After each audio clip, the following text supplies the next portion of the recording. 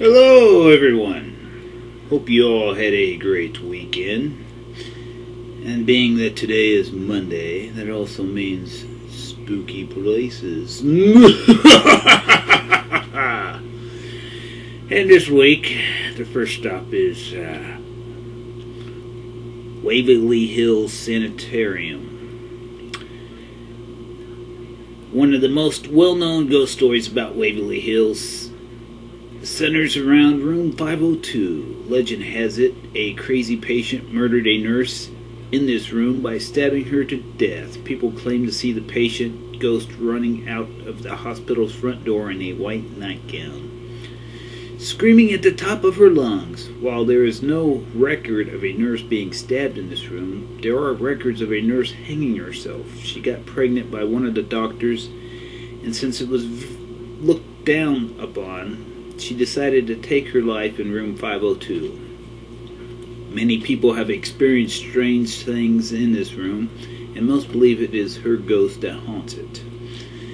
Then there is the Death Tunnel, and another popular haunted area of the Waverly Hills Sanitarium.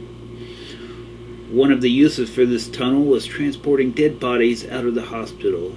Since seeing hearses arrive and take away many bodies on a daily basis would bring down other patients' morale, the hospital staff thought it was best to transport the bodies away in an underground tunnel that the patients couldn't see.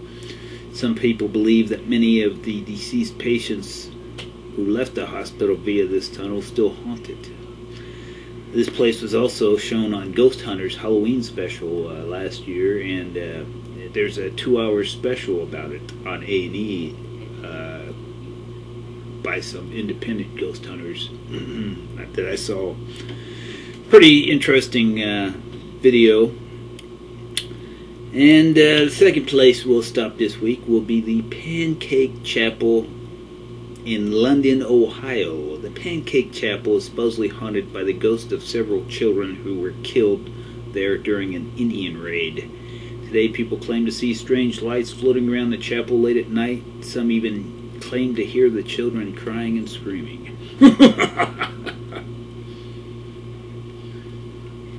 And the last stop for this week, folks, would be the Mudhouse Mansion in Lancaster, Ohio.